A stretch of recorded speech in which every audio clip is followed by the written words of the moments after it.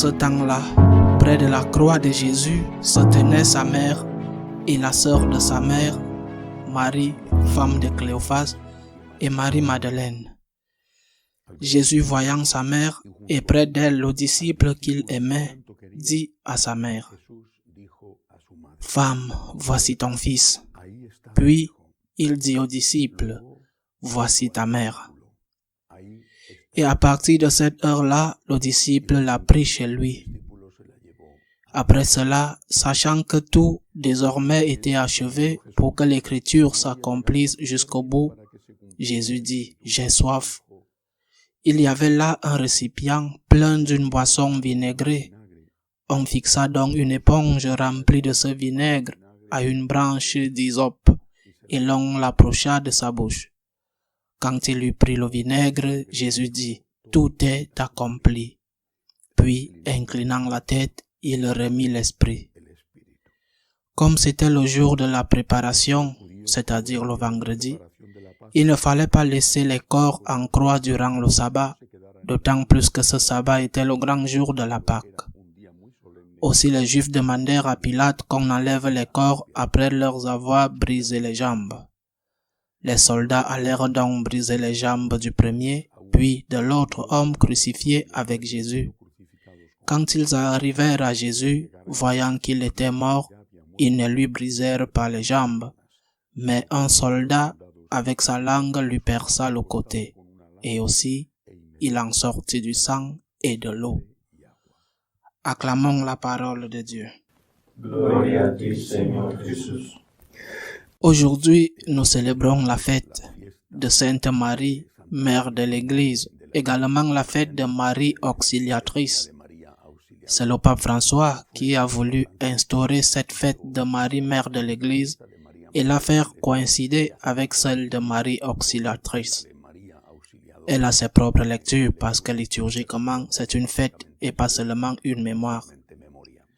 C'est un jour où l'on se souvient de la maternité de Marie sur chacun d'entre nous et sur nous tous, comme un ensemble, comme un corps, comme l'Église.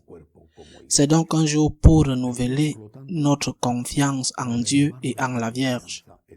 Nous avons un Père et nous avons une Mère.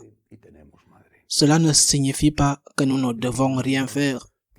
Une personne malade, par exemple, et elle et sa famille l'amènent chez le médecin, font des efforts pour la sauver, des efforts parfois très coûteux.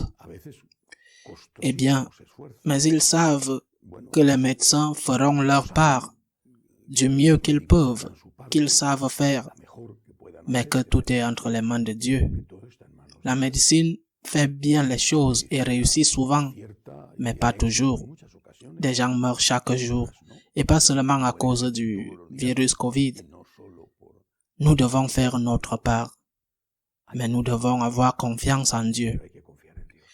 Il y a des années, on m'a dit une phrase que j'ai parfois essayé d'appliquer, mais plus ou moins avec de succès. Fais tout comme si cela dépendait de toi, mais en sachant que tout dépend de Dieu. Fais ta part. Nous parlons de l'Église, fais ta part. Défends l'Église. Aime l'Église. Mais tu sais, et si tu n'as pas besoin de te le rappeler encore et encore, tout dépend de Dieu. Tu dois faire ta part comme si tout dépendait de toi, mais en sachant que tout dépend en réalité de Dieu. Fais ta part et fais confiance à Dieu.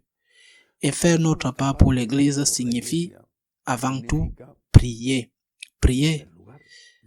Pas d'agitation, pas de discussion, pas d'agitation. D'abord, en premier lieu, prier. Notre arme la plus puissante est la prière. Dieu est ému et écoute les cœurs qui, repentants, viennent à lui demander, implorer son aide. Ainsi, lorsque nous prions pour l'Église, nous faisons la partie la plus importante de celle que nous devons faire. Ce n'est pas la seule chose, bien sûr, naturellement. Nous devrons être formés, nous devrons défendre l'Église devant les étrangers de la nouvelle idéologie, du nouvel ordre mondial, et devant les nôtres qui se sont abandonnés à cette idéologie. Nous devrons faire notre part, mais la première chose que nous devons faire est de prier et toujours faire confiance à Dieu. Retrouve ton repos, mon âme, dit un psaume, et nous devrions l'écouter encore et encore, parce qu'au milieu des tempêtes, il est normal d'être parfois nerveux. C'est donc ce que nous devons nous rappeler à nous-mêmes et aux autres continuellement, est confiance. La confiance. Dieu aime l'Église beaucoup plus que toi, sans comparaison. La Vierge Marie aime l'Église beaucoup plus que toi. Aie confiance. Fais ta part, bien sûr. Tu ne peux pas être passif. Fais ta part, mais aie confiance en Dieu et garde la paix. D'autre part, l'Évangile d'aujourd'hui nous raconte la scène dure à cause du contexte, belle en ce qui nous concerne. Lorsque Jésus confie la Vierge à Saint Jean et Saint Jean à la Vierge, voilà ta mère, voilà ton fils. C'est de là que vient la maternité de l'Église. Mais la maternité a deux visages. Marie prend soin de chacun et de tous. Mais nous devons prendre soin de Marie. Chacun et tout le monde. C'est-à-dire que la Vierge a été confiée à Jean. Non seulement Jean a été confié à la Vierge, qui l'a fait et le fait bien, mais la Vierge a été confiée à Jean. Nous savons que Jean, l'Évangile dit que depuis lors, il l'avait pris avec lui dans sa maison. Et la tradition nous enseigne qu'il l'a amené à Éphèse lorsque les premières persécutions ont commencé, celles qui ont causé la mort de l'apôtre Saint Étienne. Pour la libérer de tout danger, il l'a amené à Éphèse, puis selon la tradition, il l'a ramené en Israël, à Jérusalem, où a eu lieu l'Assomption de Marie.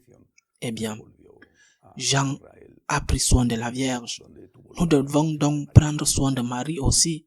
Comment le faire? Avec la prière, le chapelet. Le chapelet est si important. Et c'est précisément pourquoi les ennemis de la Vierge, les ennemis de l'Église, ridiculisent le chapelet. Ils veulent qu'il ne soit pas prié. Ils l'ont retiré à de nombreuses églises, et pas seulement maintenant à cause de l'épidémie. Le chapelet est la première chose à faire pour prendre soin de la Vierge. Certains diront que le chapelet n'est pas le seul moyen de parler à la Vierge. Bien sûr que non. C'est une histoire que j'entends depuis que je suis entré au séminaire, il y a de très nombreuses années. Le chapelet n'est pas le seul moyen de parler à la Vierge, bien sûr que non. Mais il se trouve que ceux qui ne prient pas le chapelet ne parlent pas à la Vierge. Prie le chapelet et prie aussi la Vierge avec tes propres mots, avec les mots qui viennent de ton cœur, et pas seulement pour demander de l'aide, mais aussi pour demander de l'aide. Prends soin de la Vierge.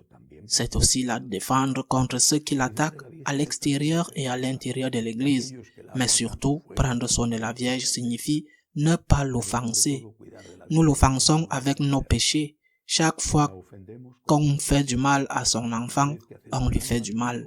Ou chaque fois que nous avons blessé un de nos frères, nous avons blessé son fils et nous l'avons blessé. Ainsi, aujourd'hui, en la fête de Marie auxiliatrice et de mère de l'Église, renouvelons notre confiance en Dieu. Nous devons faire notre part pour l'Église et pour la Vierge. Mais renouvelons notre confiance en Dieu. Nous avons un Père et nous avons une Mère. Retrouve ton calme, mon âme. Qu'il en soit ainsi.